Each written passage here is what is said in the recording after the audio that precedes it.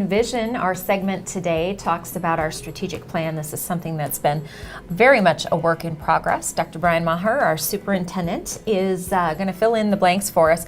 There's been quite a little work done since we started with the strategic plan, and we've done a deliberative effort to bring that information forward and kind of keep people posted. So where are we at right now in terms of the strategic plan?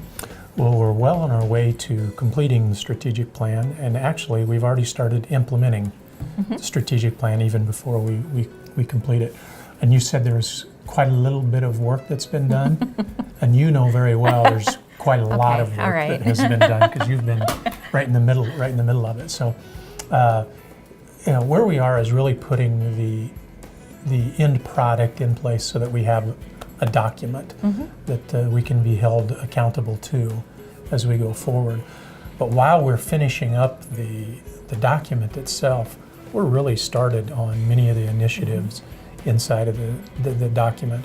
And one of the things I like in terms of the process is we're continually talking about the strategic plan. It's not just a document that sits on the shelf.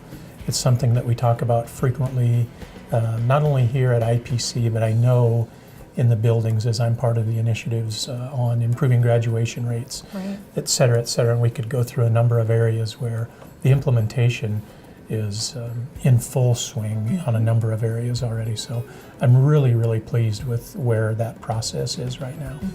And something about this strategic plan, as you mentioned, it's not just central office that is working on these things or is trying to move the needle on these.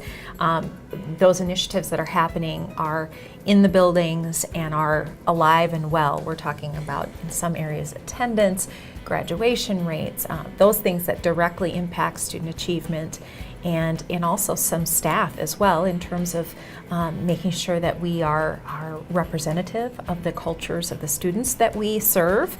And so there are lots of fingers out in our buildings where these things are taking place. Many. You're exactly right. And I hadn't thought through this, but until you started speaking there, I think of my own involvement with the improvement of the graduation rates.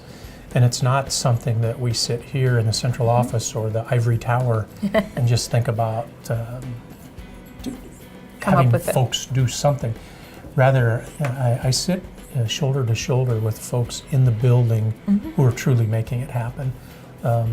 Counselors, principals, assistant principals, et cetera, folks who are really working side by side with teachers and with students to improve that whole concept of improving the graduation rates.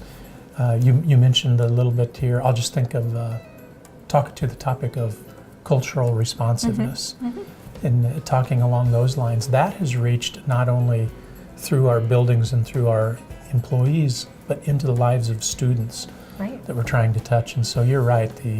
The impact is known community-wide. We just finished up a work session with our Board of Education talking at length about the strategic plan and some of the initiatives that we're beginning to implement. So all the way from community members, board members, to the students that we serve and everywhere in between, it's certainly having an impact. Not just a document that will be completed, shelved. It's already, the legs are underneath it, and we're off and running on that. Right, you're exactly right. Absolutely. Well, more to come. We'll continue to keep you posted on the Sioux Falls School District's strategic plan. Thanks for joining us on Envision.